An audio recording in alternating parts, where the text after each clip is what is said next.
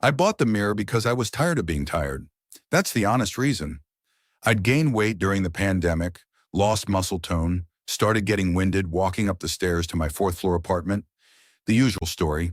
I saw the ad on social media, one of those targeted ones that knows you're insecure before you do, and it promised a personal trainer in your reflection. A full-length, smart mirror with a camera and an AI that corrects your form in real time. Expensive, sure, but cheaper than a gym membership over 2 years. And I like the idea of working out in my own space without other people watching me fail at push-ups. It arrived in a box the size of a coffin. I had to wrestle it up the stairs alone because the delivery driver claimed a back injury and left it in the lobby. I remember that specifically because the box was heavier than it looked, and as I dragged it across the landing, I caught a glimpse of myself in the small lobby mirror. I looked small, pale, defeated before I'd even begun. That should have been a sign. I set it up in my bedroom because that's where I had the wall space. It leaned against the wall opposite my bed, a sleek black rectangle about 5 feet tall with a camera eye at the top center and a soft blue standby light at the bottom. I plugged it in. I downloaded the app. I stood in front of it for the calibration sequence, wearing the workout clothes I'd bought as motivation, feeling ridiculous and hopeful in equal measure. The screen lit up. My reflection appeared, crisp and bright, better lit than I ever looked in real life. The AI voice welcomed me, and as I raised my arms for the initial body scan, I noticed something. A hitch. A stutter. My reflection's arms rose a fraction of a second after mine. Just a blip, a digital hiccup. I lowered them. The reflection lowered them too, but again, slightly late. I told myself it was the camera, the processing, the time it takes for light to hit a sensor and render as pixels. I finished the setup. I did a beginner workout. I went to bed. But as I lay there in the dark, I could see the blue standby light pulsing at the foot of my bed, and I couldn't shake the feeling that something in that mirror had already seen me more clearly than I wanted to be seen. The first night I didn't sleep well, not because of the mirror specifically, but because I wasn't used to working out, and my muscles ached in ways that felt personal. I tossed, I turned, I stared at the ceiling, and twice I caught the blue light in my peripheral vision and thought I saw it brighten slightly, as if the camera was active, even though I'd put the mirror in sleep mode. I told myself that was normal too. Standby lights fluctuate. Electronics do things in the dark that aren't malicious, just inefficient.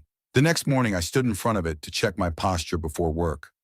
I was wearing a white t-shirt and jeans, and I raised my hand to smooth my hair. I watched my reflection do the same, but I finished the motion first. My hand was already at my side, resting against my thigh, while my reflection's hand was still descending through the air, catching up like a video buffer struggling to keep pace with a live stream. It was subtle. If I hadn't been looking for it, I wouldn't have noticed. Maybe half a second, maybe less, but it was there. I waved. The reflection waved back. Late, I nodded. The reflection nodded back. Late. I stepped to the left. The reflection stepped to the left, and for just a moment, it was still standing in the center of the frame while I was already at the edge. A ghost of my previous position hanging in the glass like afterimage. I opened the app. I checked the settings. There was a latency calibration option that claimed to adjust for minor timing discrepancies due to local network conditions. I tapped it. The mirror ran a diagnostic. The blue light strobed, then it returned to standby, and a notification said, "Calibration complete, latency optimized." I waved again. The reflection waved back. In sync, perfect. I exhaled, I went to work. I didn't think about it again until that night. I came home with a 6-pack of beer and the kind of exhaustion that makes you want to sit in the dark and stare at nothing. I sat on my bed. I looked at the mirror. The blue light pulsed. I don't know what possessed me, but I decided to test it. Properly, scientifically. Like a man who suspects his watch is running slow and wants to prove it before he confronts the jeweler. I stood up. I faced the mirror. I raised my right hand and said out loud, "1 Mississippi." I lowered my hand. In the mirror, my hand was still raised. It stayed up for a full beat after mine had dropped. Then it descended. Slowly, not dramatically. Just late. I did it again. 1 Mississippi. Raise, lower. The reflection repeated the motion, but the gap was longer this time. 2 seconds, maybe 2.5. I felt the first cold thread of unease then, the same feeling you get when you see a clock tick backward or hear your own voice on a recording saying words you don't remember. It's the feeling of reality hiccuping, of the train jumping the track by an inch and then pretending it never happened. I tried a different motion. I turned my head to the right, fast, like I was reacting to a sound. The reflection turned its head too, but it turned to the left. Then it snapped to the right, correcting itself with a motion that looked painful, like a joint popping back into place. I stepped back from the mirror. My heart was beating faster than the situation warranted. It was just a glitch, a software bug, a camera with a slow refresh rate. I repeated these explanations to myself like a prayer. But I couldn't stop seeing that wrong turn, the left instead of the right, the correction, the lag.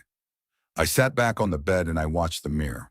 The blue light pulsed, and I swear, though I know how this sounds, I swear the reflection sat down on the bed a split second before I actually lowered myself onto the mattress, as if it had anticipated me, as if it knew what I was going to do before I decided to do it.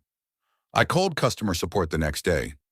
I sat in my kitchen with the phone on speaker, listening to hold music that sounded like it was composed by an AI with depression, and I rehearsed my complaint. The reflection has latency. The image is delayed. The camera doesn't keep up with real-time movement. I expected to be dismissed. I expected to be told to restart the device or check my Wi-Fi. Instead, the representative, a woman with a warm, practiced voice that had made her sound like she was reading from a script she believed in, said exactly what I expected. Yes, that's completely normal.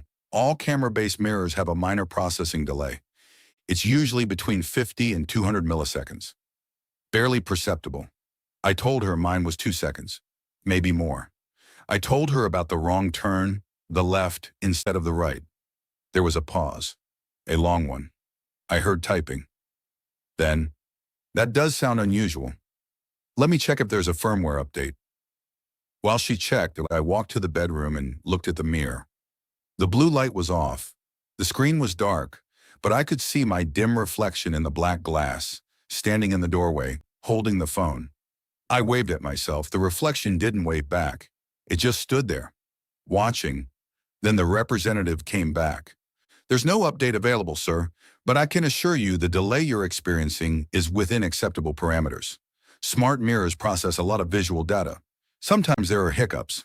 I thanked her. I hung up. But as I set the phone down, I noticed something. The mirror was displaying a workout video, one of the pre-recorded ones that came with the subscription. A woman doing yoga in a bright white room.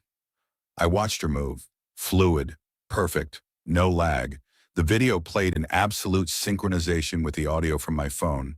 No hiccups, no delays, no left turning when she should turn right.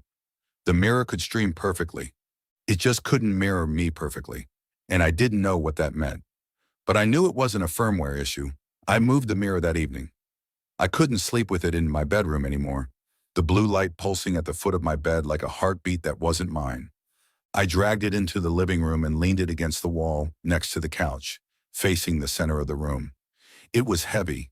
The frame was solid aluminum, cold to the touch, and as I maneuvered it, I caught my thumb on the edge of the stand. It bled a little, just a pinprick. I sucked the blood off and wiped it on my jeans, and when I looked up, the mirror was showing me my reflection in the dim apartment light. I was holding my thumb. The reflection was holding its thumb. But the reflection's thumb wasn't bleeding. There was no smear of red, no pinprick, no wound. I looked down at my own thumb. The blood was there, small but real. I looked back at the mirror. The reflection looked at its thumb with an expression of mild curiosity, then raised its eyes to meet mine, and smiled. I didn't smile. I was in pain. I was confused. I was scared. But the reflection smiled, a small, tight expression that didn't reach its eyes, and it held that smile for 2 full seconds before it faded into the same neutral mask I was wearing. I backed away. I didn't run.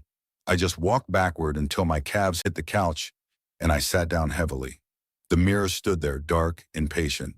And I told myself I was imagining things. I told myself the light was bad. I told myself the blood had smeared off on my jeans and the reflection was just cleaner than I was. I told myself a lot of things. But that night I found myself getting up 3 times to check the living room, to make sure the mirror was still there, to make sure my reflection was still inside it, to make sure it wasn't doing anything while I wasn't looking.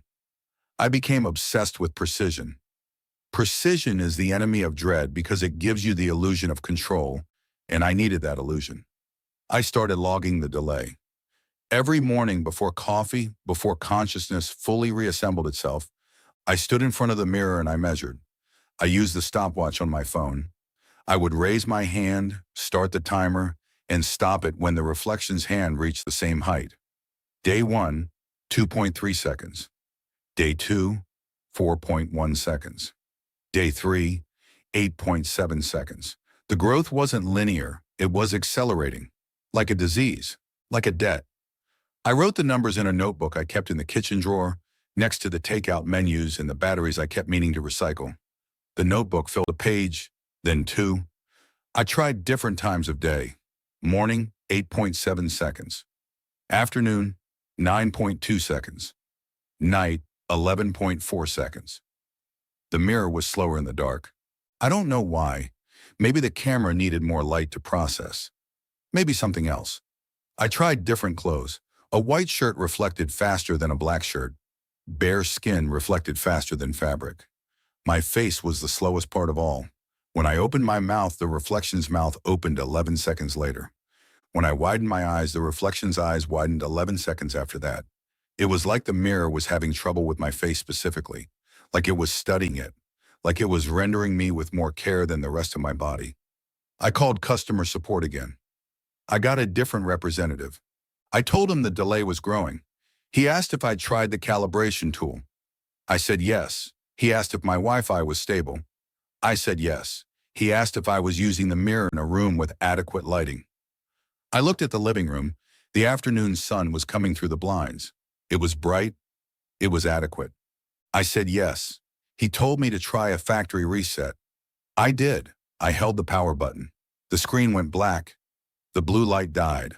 For 30 seconds, the mirror was just a mirror, just glass. Just a flat, empty surface that showed me exactly as I was, in real time, with no lag, no delay, no digital soul between me and my image. Then it rebooted. The logo appeared. The calibration ran. And when my reflection returned, it was already 12 seconds behind. The factory reset had made it worse. It happened while I was brushing my teeth. I'd moved the mirror again, this time to the bathroom, because the bathroom had the best light, and I thought maybe the issue was illumination. The mirror leaned against the wall next to the sink, angled so I could see myself from the waist up. I was brushing with my right hand, staring at my reflection with the kind of blank intensity you have when you're performing a mindless task. I blinked. The reflection blinked. But then, 2 seconds later, the reflection blinked again. While I was holding my eyes open, I froze. The toothbrush hung in my mouth, mint foam starting to leak down my chin. I stared at my reflection. My eyes were wide, dry, unblinking. But the reflection's eyes had closed and opened a second time, independent of me, like a machine testing its own circuitry. I spat, I rinsed, I leaned closer to the glass, close enough that my breath fogged the surface. "What are you?" I whispered. The reflection didn't answer. It just stared back with an expression that I can only describe as borrowed, like it had seen me make that face before and was returning it to me like a library book. I blinked deliberately, 5 times. Fast. The reflection blinked 5 times too. In sync. Perfect. Then it blinked a 6th time, while my eyes were open, while I was looking directly at it. The 6th blink was slow, languid, almost lazy, as if the reflection was tired of maintaining the illusion and wanted me to know it could break the rules whenever it chose. I stumbled back. My hip hit the towel rack. The mirror didn't move. It just stood there, showing me my own face with an expression of mild amusement that I had not put there. I grabbed my phone. I recorded a video of the mirror. In the video, the reflection behaves perfectly. It blinks when I blink. It moves when I move. No sixth blink, no borrowed expression, just me. But when I lowered the phone and looked at the mirror directly, the reflection was still wearing that smile. That small, patient, knowing smile. And it wasn't fading. I had to know if it was repeatable, if it was real, if I was losing my mind, or if the mirror was gaining something. I stood in front of it for 10 minutes, my eyes locked on my reflection's eyes, waiting for another independent movement. I didn't blink. I forced my eyes to stay open until they burned, until tears streamed down my face, until the reflection was just a watery smear in my vision. Nothing. It mimicked me perfectly. Exhausted eyes, tears, the slight tremor of my lower lip, all reproduced with mechanical fidelity. So I tried something else. I closed my eyes. I counted to 5. 1, 2, 3, 4, 5. I opened them. The reflection was already looking at me. Its eyes were open, wide, alert, and it was smiling. The same small smile from before, but wider now, more confident, as if it had been waiting for me to close my eyes so it could stop pretending. I checked the time. I had counted slowly. 5 seconds had been closer to 8, but the reflection had opened its eyes before me. It had been ready. It had known I was going to open them, or it had never closed its eyes at all. I stepped back. I wiped the tears from my face. The reflection wiped its tears too. But it was still smiling. And when I stopped smiling, because I had never been smiling, not really, just grimacing against the burn, the reflection kept its smile for 3 extra seconds. 3 seconds of pure, unearned joy on a face that looked exactly like mine, but felt like it belonged to someone who had never learned to be afraid. I started testing the smile. I know how that sounds, like a man conducting experiments on his own insanity. But I needed to understand the parameters, the boundaries, the rules. I would stand in front of the mirror and smile, a big, fake customer service smile. The reflection would smile back. Then I would drop the smile, instantly. Let my face fall into its natural, tired neutrality. The reflection would hold the smile for 1 second, then 2. Then by the 5th day of testing, 4 full seconds. 4 seconds of my face smiling while I wasn't. 4 seconds where the reflection was experiencing an emotion I wasn't feeling, or pretending to. Or maybe this was the thought that kept me up at night. Maybe the reflection wasn't pretending at all. Maybe it was genuinely happy to see me go, happy to watch me drop my guard, happy to know that I was on the outside in the world of air and gravity and consequence, while it was safe inside the glass, watching, waiting, learning. I recorded it again. Phone video. In the recording, the reflection drops the smile exactly when I do. No delay, no extra seconds. But when I looked at the mirror directly, the delay was there. The smile held too long, the eyes too empty. It was like the mirror knew when it was being recorded and behaved itself.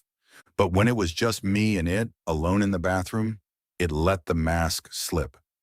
I started to think of the mirror as a stage. When the audience was there, the camera, the phone, the proof, it performed. When the audience left, it improvised. And the improvisation was getting bolder. I measured it again on Saturday morning. I hadn't checked in 2 days because I'd been avoiding the mirror, using the small bathroom mirror instead. The one over the sink that had no camera, no blue light, no lag. But on Saturday, I walked into the living room and the mirror was there, and I decided to face it. I stood in front of it. I raised my hand. I started the stopwatch. The reflection didn't move. Not immediately. I waited. 1 second, 2, 5, 10. My arm was starting to ache from holding it up.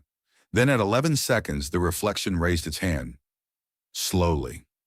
Like it was underwater. Like it was lifting something heavy. It matched my pose at the 45-second mark.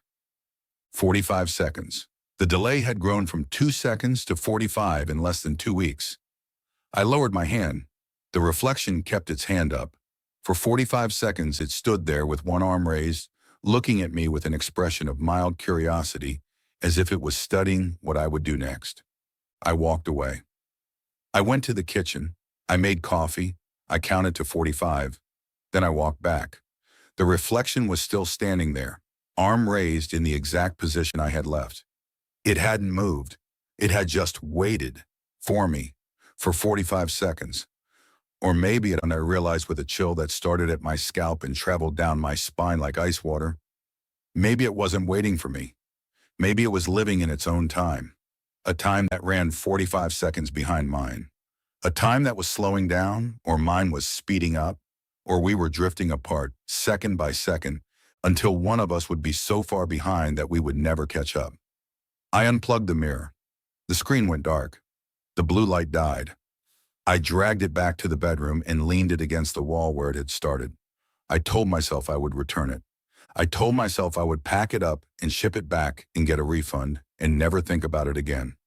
But I didn't. I left it there. And that night, as I lay in bed, I saw the blue light flicker back to life. I hadn't plugged it in. The reflection stopped being a reflection. That's the only way I can describe what happened next. It started as small things. I would raise my right hand, and the reflection would raise its right hand too, but the fingers wouldn't match. I would extend all 5 fingers flat, and the reflection would curl its pinky slightly, like it was holding an invisible teacup. Then it would correct itself, the pinky snapping flat with a motion that looked painful. I would turn my head to the left, and the reflection would turn its head left, but the eyes would look right first, scanning something I couldn't see, before snapping back to follow the turn. I started to feel like I was choreographing a dance with a partner who had stage fright, or with a puppet whose strings were being pulled by someone who only knew my movements from a description. I tested it with complex motions. I touched my nose with my left index finger. The reflection touched its nose with its left index finger, but it used the middle finger instead, then switched. I jumped. The reflection jumped, but it landed a half second before I did, its knees bending in anticipation of impact while I was still in the air. I sat down. The reflection remained standing for 45 seconds, then sat down smoothly, as if it had decided to remain standing for a while, and had only just remembered it was supposed to be copying me. I stood in front of the mirror for an hour one Sunday afternoon, performing motion after motion, cataloging the discrepancies. By the end of the hour, I had 3 pages of notes: wrong fingers, anticipated landings, delayed blinks, independent smiles, and 1 entry that I circled 3 times. At 2:14 p.m., I scratched my left ear. Reflection scratched right ear, held the pose for 5 seconds before correcting, looked annoyed. I decided to communicate. If the reflection was autonomous enough to make mistakes, maybe it was autonomous enough to respond. I found a dry erase marker in my desk drawer, and I wrote on a piece of paper, in big block letters, "What are you?" I held it up in front of the mirror. The reflection held up its own piece of paper. Blank, or not blank. I couldn't tell from the reverse image. I waited. 45 seconds. Then the reflection lowered its paper, and I could read it. The letters were backward, of course, because it was a mirror, but my brain decoded them automatically. You are the delay. I stared at the words. My hands started to shake, and the paper rattled in my grip. I wrote another note, my handwriting deteriorating. Where do you live? I held it up. The reflection held up its response. I waited.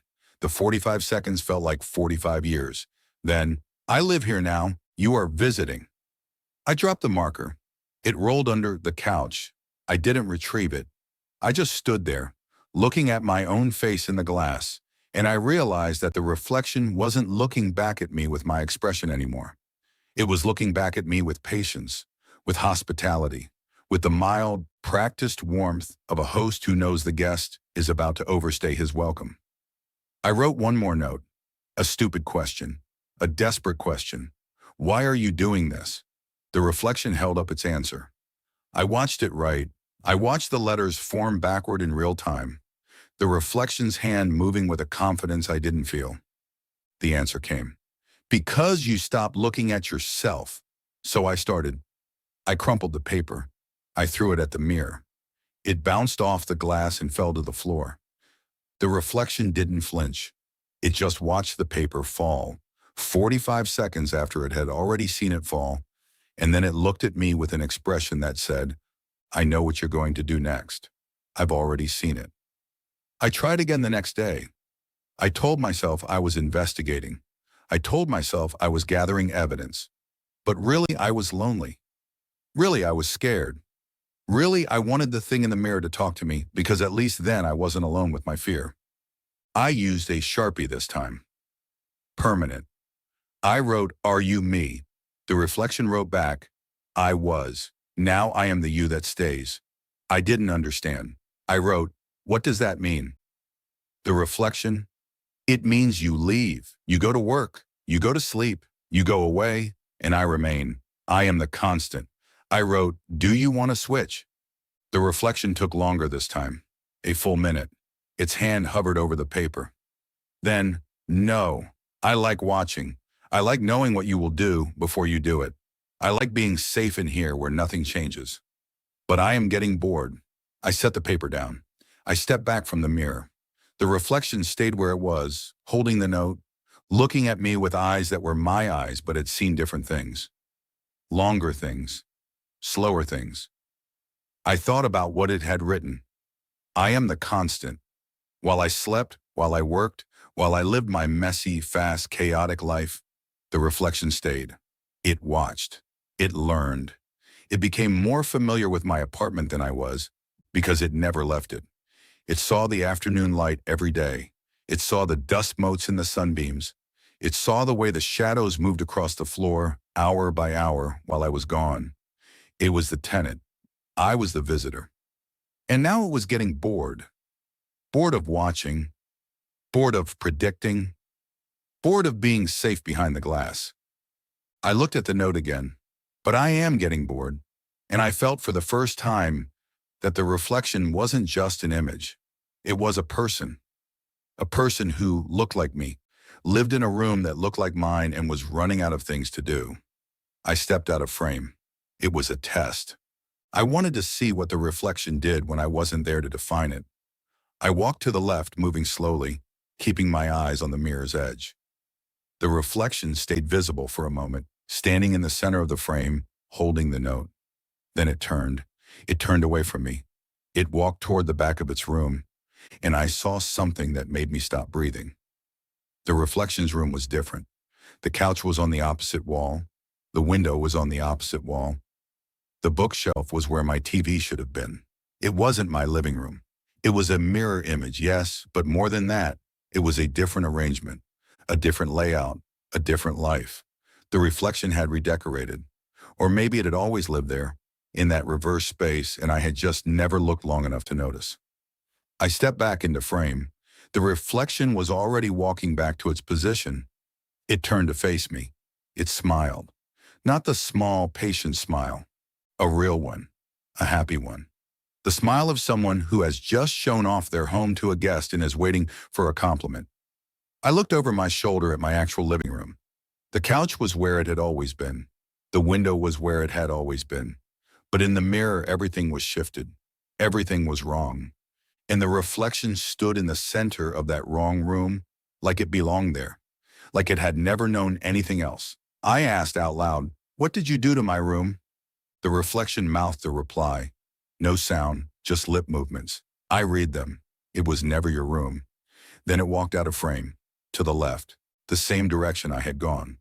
But in its room, that direction led to a hallway I didn't have. I ran back into the frame.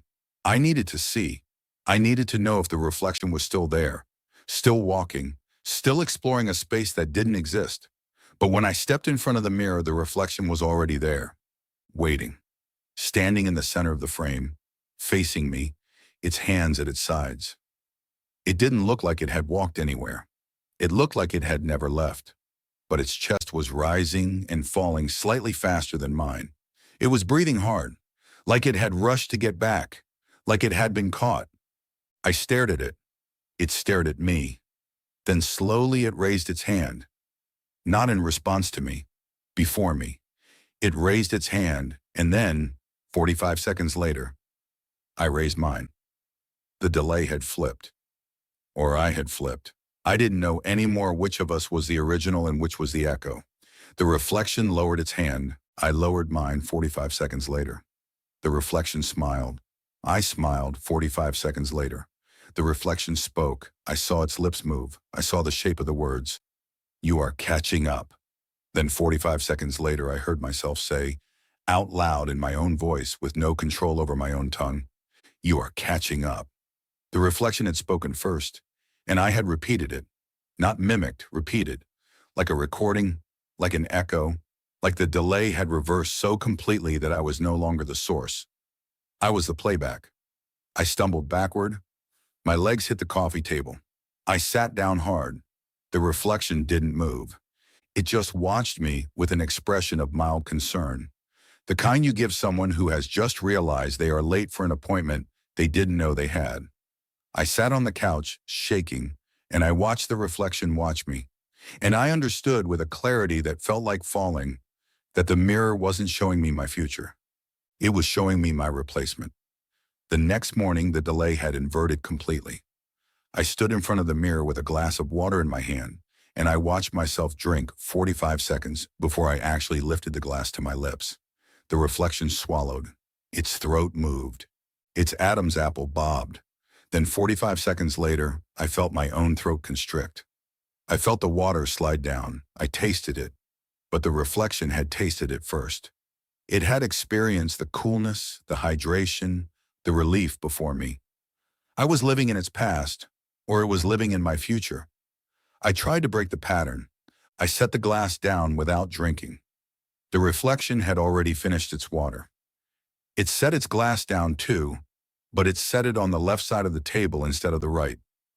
Then it looked at me with an expression of confusion, as if wondering why I hadn't followed through, as if I was the one who had made the mistake.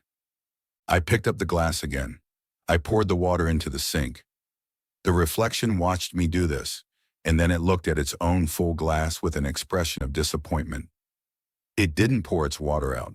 It just left it there, a full glass on a table in a room that was no longer quite my room, and it looked at me as if to say, you wasted it. I tried other things. I clapped my hands. The reflection clapped first. I stomped my foot. The reflection stomped first. I screamed.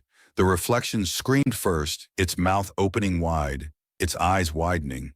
And then, 45 seconds later, my own mouth opened and my own scream came out. But it felt borrowed. It felt rehearsed. It felt like I was lip-syncing to a track that had already been recorded. Then the mirror started showing me things I hadn't done yet. Small things at first.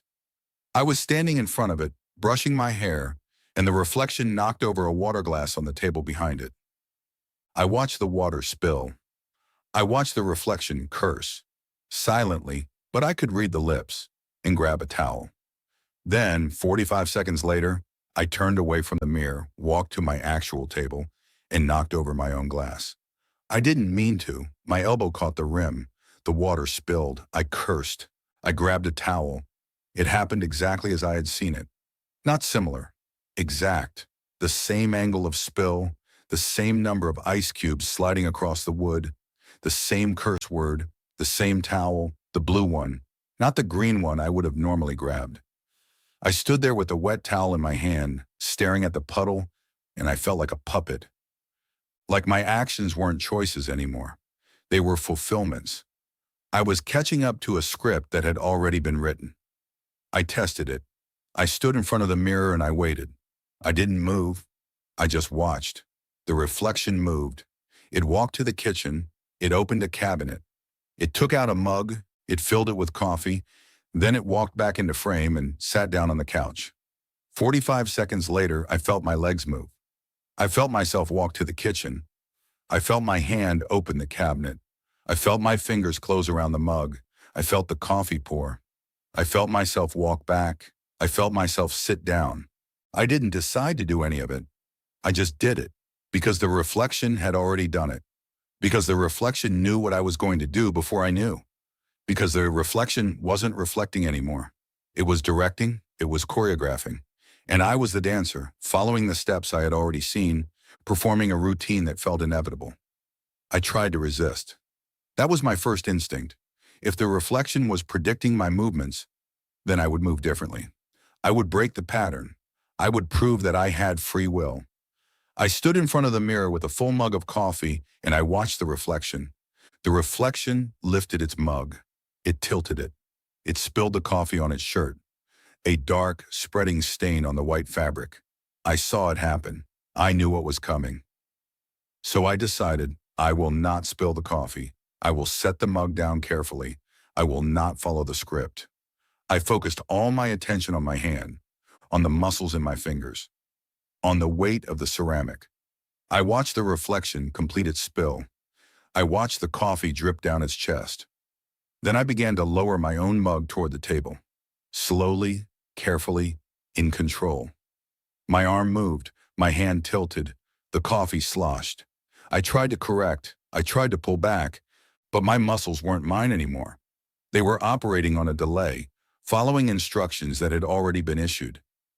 The mug tilted further. The coffee poured out. It spilled on my shirt. The same dark stain, the same spreading shape, the same spot on the chest. I looked up at the mirror. The reflection was already wiping its shirt with a napkin.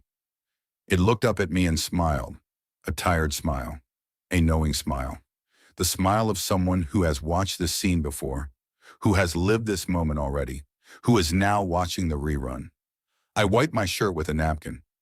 I didn't decide to, my hand just did it, because the reflection had already done it, because the reflection was living my life in advance, and I was just the delayed broadcast, the echo, the afterimage, the shadow that follows the body.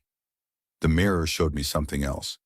The reflection was sitting on its couch holding an invisible phone to its ear, talking. Silent, of course, but I could see the conversation, the nods, the facial expressions, the way it held the phone with its shoulder while gesturing with its free hand. I watched for 2 minutes. Then the reflection hung up. It set the invisible phone down. It looked at me, and it pointed at my pocket. 45 seconds later, my phone rang. The screen lit up with no caller ID, just a number, my own number. I answered. I heard breathing. Then a voice, my voice, saying the exact words I had just seen the reflection mouth. "You need to check the oven. You left it on." I looked at the kitchen. I hadn't used the oven that day. I hadn't cooked, but my legs moved. I walked to the kitchen. I checked the oven.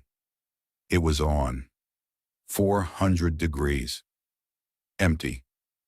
It had been on for an hour. I hadn't turned it on. I would have remembered. But the reflection had known. The reflection had called me from inside the mirror using my own voice, my own number, and it had told me something I didn't know about my own home. Something that was true. I turned off the oven. I walked back to the mirror. The reflection was standing now. It held up a piece of paper. I waited. The message came. "I am keeping you safe," I wrote back. From what? The reflection? From forgetting. From making mistakes. From being you. I stared at the words. Then I wrote, "I don't want to be kept safe." The reflection smiled. It wrote back, "Yes, you do. You just don't know it yet." The delay expanded overnight. I don't know how. I don't know what changed. But when I woke up and walked into the living room, the mirror was showing me things that hadn't happened. I was standing in front of it in my pajamas, and the reflection was wearing my work clothes. It was holding my keys. It was walking toward the door. I looked down at myself. Pajamas, bare feet, no keys. I looked back at the mirror. The reflection opened the door and left. The frame showed an empty living room. My empty living room, but with the afternoon light coming through the window. The light that only came at 5 p.m. It was 8 a.m. I stood there for an hour, watching the mirror play out my day and fast forward. I saw myself come home. I saw myself change into sweatpants. I saw myself make dinner, pasta from the looks of it, and eat it on the couch while watching something on my laptop. I saw myself wash the dishes. I saw myself check the mirror before bed. And then I saw myself go to sleep. The reflection lay down in its bed. It closed its eyes. The room went dark. I stood in my living room in the morning light, watching myself sleep through a night that hadn't happened yet. Then the reflection opened its eyes. It sat up. It looked directly out of the mirror. At me, it smiled, and it held up a sign. 1 hour. I checked my watch. 9:15 a.m. In 1 hour at 10:15 a.m., I would be doing exactly what the reflection had shown me, or rather, The reflection would be doing it, and I would be following along. I sat on the couch. I didn't move. I watched the mirror. I watched my future unfold in silence. And I wondered if I could change it. If I could skip work. If I could not make pasta. If I could sleep on the couch instead of the bed. But I already knew the answer, because the reflection had shown me checking the mirror before bed. And here I was, checking the mirror. The loop was closed, the script was written, and I was already following it. That night I covered the mirror. I used a bed sheet, the thick flannel one I used in winter, and I draped it over the frame. I tucked the edges in. I made sure no light escaped. I didn't want to see my future. I didn't want to see my past. I didn't want to see the reflection looking at me with its borrowed patience. I went to bed. I set an alarm for 3 a.m. I wanted to wake up in the middle of the night and check the apartment. I wanted to catch the reflection doing something without me. I wanted proof that it was real, that it moved when I wasn't looking, that it had a life independent of mine. I fell asleep fast. Exhaustion had finally caught up with me. I dreamed of glass, of walking through a house made entirely of mirrors, where every reflection showed a different version of me, all delayed by different amounts, all living in different times. I woke up at 3:14 a.m. Not to the alarm. The alarm hadn't gone off. I just woke up. My eyes opened in the dark. The room was quiet. Too quiet. The kind of quiet that means something has stopped. A fan, a refrigerator, a heartbeat. I looked at the foot of my bed. The sheet was on the floor. The mirror was uncovered. It was on. The screen glowed with a soft, sourceless light that didn't illuminate the room, but seemed to contain its own darkness. I sat up. I looked at the mirror. It showed my bedroom, but not from the living room angle, from inside the bedroom, from the foot of the bed. The camera was showing me my own bed, from a perspective that should have been impossible. And in the bed, I saw myself, sleeping, curled on my side, breathing. And sitting on the edge of the bed, facing the sleeping me, was the reflection. It wasn't in the mirror, it was in the room, on the bed, watching me sleep with the same patience it had always shown. But it wasn't me. It was wearing my face, but the proportions were wrong. The eyes too far apart, the jaw too narrow, the smile too wide. It sat there looking at my sleeping body, and then it turned its head and looked at me. The awake me, the me sitting up in bed. It raised a finger to its lips. Shh. Then it pointed at the mirror, the living room mirror, the one that was supposed to be in the living room, but was somehow showing me a view from inside my bedroom. I looked at the mirror. The reflection in the mirror, the one in the glass, was still there, standing in the living room, waving at me, while the thing on my bed turned back to watch me sleep. I didn't scream. I couldn't. My throat had closed around the sound, trapping it in my chest where it thrashed like a bird in a cage. I looked at the thing on the bed. It looked at the sleeping me. Then it stood up, smoothly, without the creak of bed springs, without the sound of weight shifting. It just rose like a reflection standing up from a puddle, and it walked to the mirror. The bedroom mirror, the one on the wall. It stepped into the glass, not through it, into it. Like the glass was a door and it was walking from my room into the reflection. And when it stepped through, the mirror in the living room, the one I was looking at from my bed, showed the thing entering the living room from the hallway. It walked into frame. It stood in the center of the living room. It looked at the camera, at me, and it smiled. I looked around my bedroom. The bed was empty. The thing was gone, but the living room mirror still showed it standing there. And then I realized the reflection in the living room mirror wasn't delayed anymore. It was real time. It was looking at me right now from the living room while I was in the bedroom. The delay had shifted. I was the one who was behind. I was the one living in the past. The reflection was living now. And the thing that had been on my bed, that was something else. Something that had stepped out of the mirror and into my room, and then stepped back into the mirror, leaving me in the real world while it occupied the reflection. I got out of bed. I walked to the bedroom door. I opened it. The living room was dark. The mirror glowed.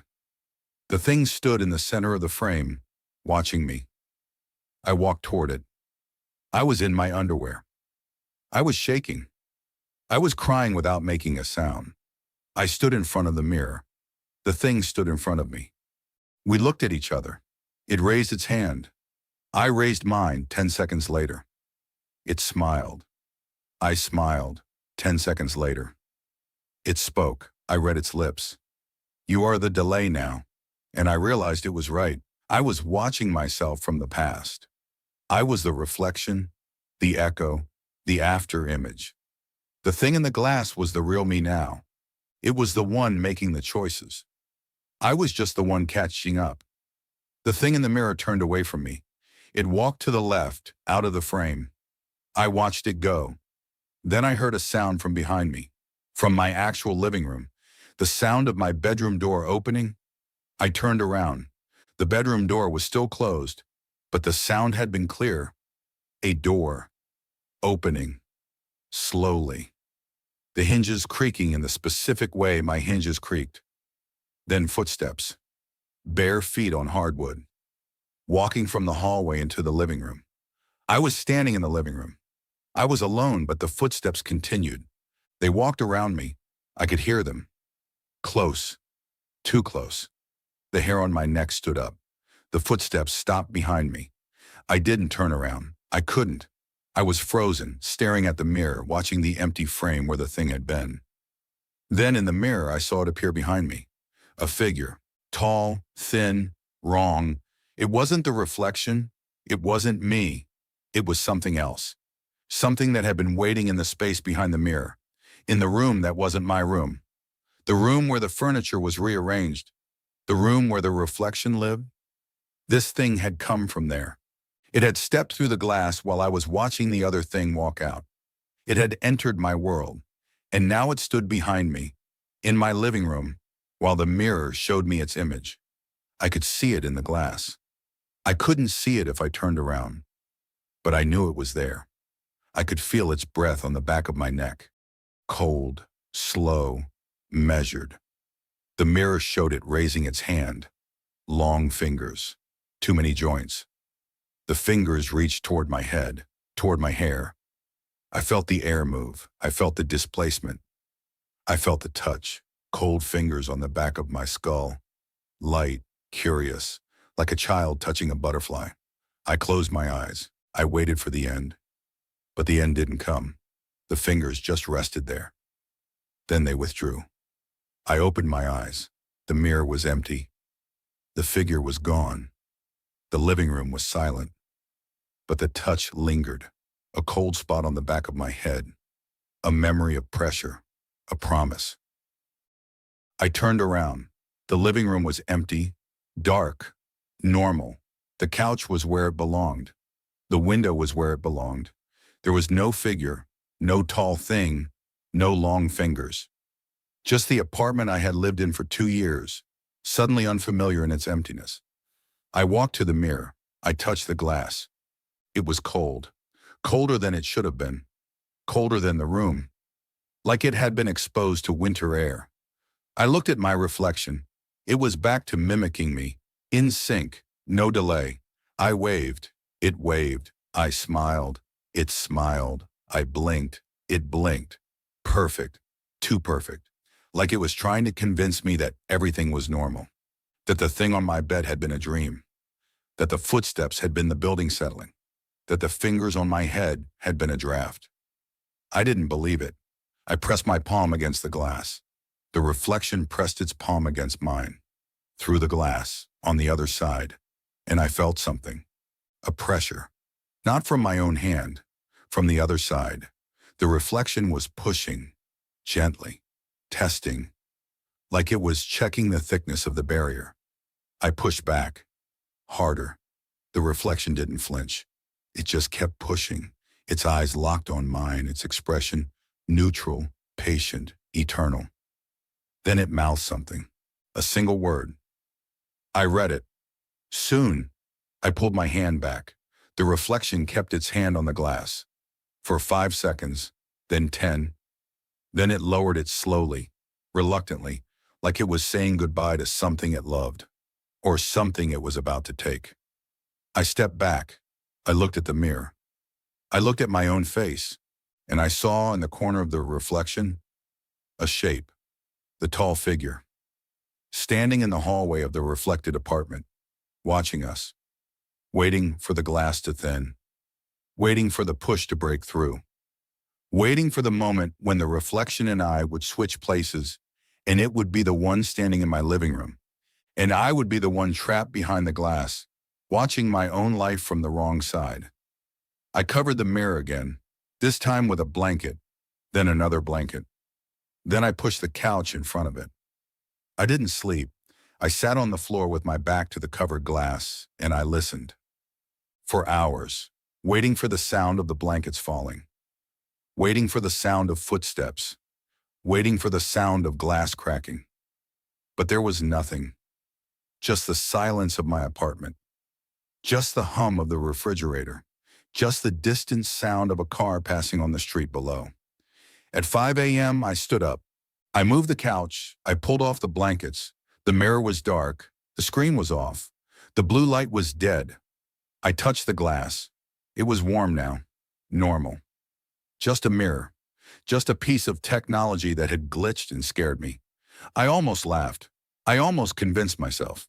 Then I saw the smudge, a handprint, on the inside of the glass. Not on the surface. Not on the side I could reach. On the inside. The side that faced the electronics. The side that faced the room that wasn't my room. The handprint was small, mine, but the fingers were too long, the palm was narrow, the thumb was positioned wrong. It was the handprint of the thing that had touched me, and it was pressing against the glass from the inside, as if it had tried to push through and failed, or as if it was resting its hand against the barrier, feeling the warmth of my world seeping through, waiting for the glass to get thin enough to break. I stepped back. I didn't cover the mirror again. I just stood there, watching the handprint, watching the dark screen, watching the reflection of my frightened face in the black glass. And I waited for the sun to come up, because I knew with a certainty that felt like a hand around my throat that the night was over. But the thinning had already begun. I woke up on the couch. I don't remember falling asleep. I don't remember walking from the mirror to the cushions.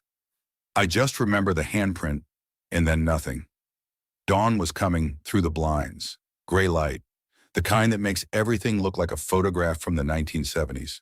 Faded, grainy, slightly sad. I stood up. My neck ached. My mouth tasted like copper and old pennies. I walked to the bathroom. I looked in the small mirror over the sink. My face was pale.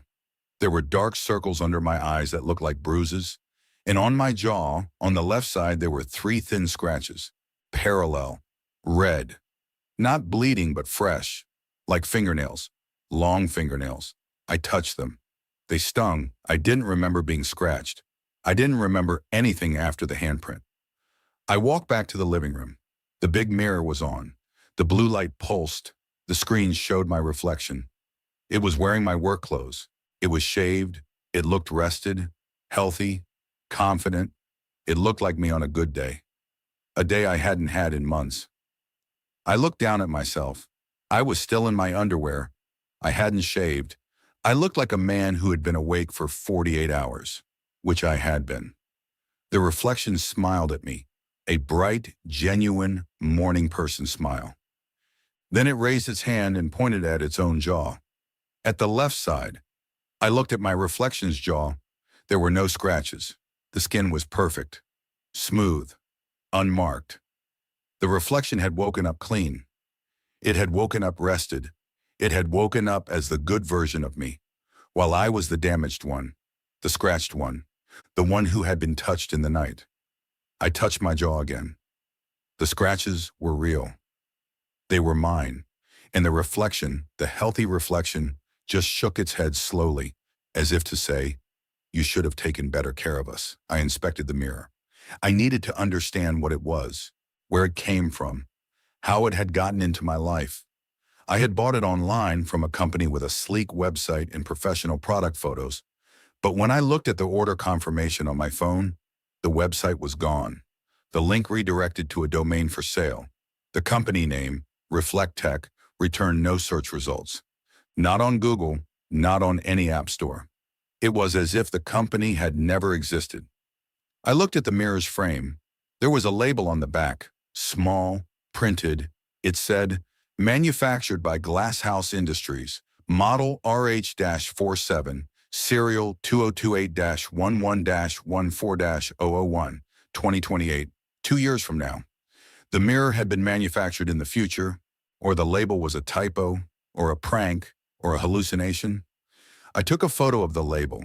I sent it to my sister. I asked if she could read it. She texted back, it says Reflect Tech, normal label. Are you okay? You look tired. I looked at the photo on my phone.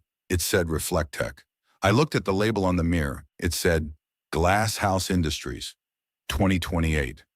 I didn't know which one to believe, the mirror or the photo of the mirror, the reflection or the reality.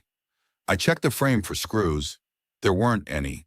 The glass was fused to the aluminum, seamless, like it had been grown rather than assembled, like it was a single piece of material that had been poured into a mold and allowed to set. I tapped the glass. It didn't sound like glass. It sounded like something else, something thicker, something organic, something that rang with a note too low for human hearing, but that I felt in my sternum anyway. I stepped back. I didn't want to touch it anymore. I didn't want to know anymore.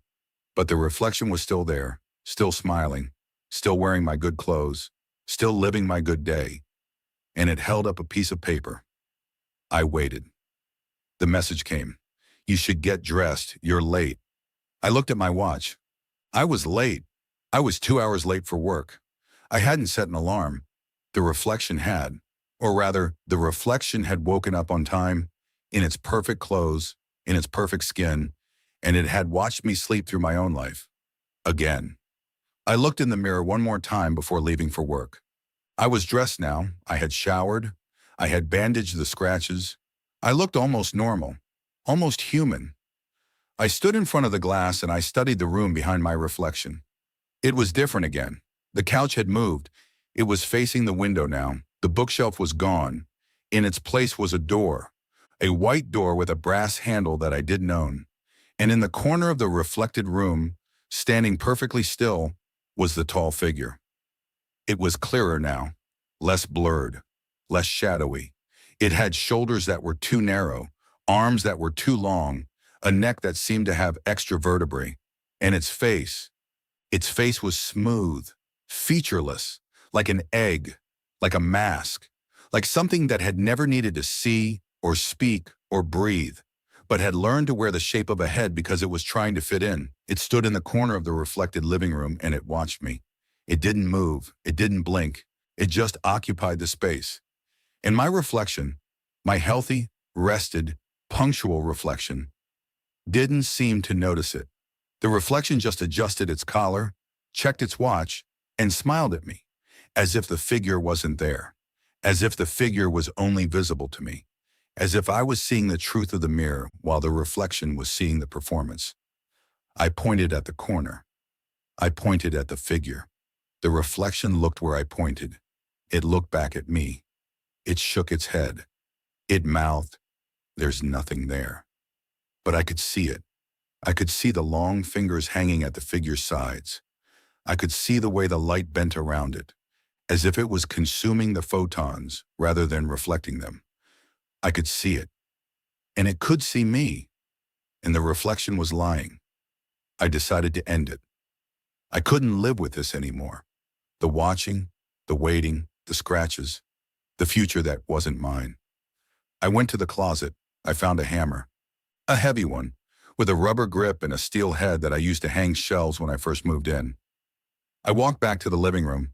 The mirror was showing my reflection putting on a jacket, getting ready to leave, living my life, while I stood in the real living room with a hammer in my hand, ready to smash the glass and end the haunting. I raised the hammer. I aimed for the center of the screen, for the reflection's chest, for the heart of the thing that had been stealing my time. And then I stopped. I couldn't move my arms. They were frozen.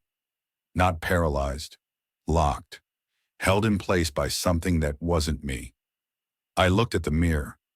The reflection was still putting on its jacket, but its hands were empty. It wasn't holding a hammer.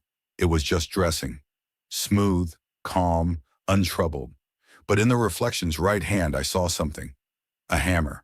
The reflection was holding the hammer, not me. The reflection had the weapon, and I had nothing.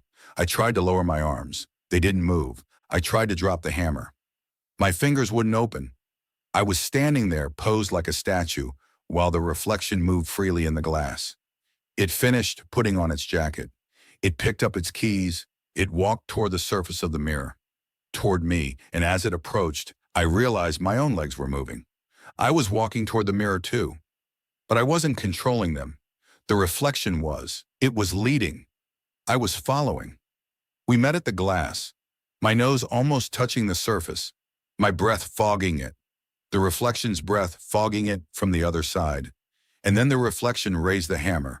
It raised it high, and I felt my own empty hand rise too, mimicking the motion. 45 seconds late, powerless, trapped. The reflection looked at me through the glass. Its eyes were my eyes, but they had seen things I hadn't. They had seen the future. They had seen the inside of the mirror. They had seen the figure in the corner, up close, and they had survived.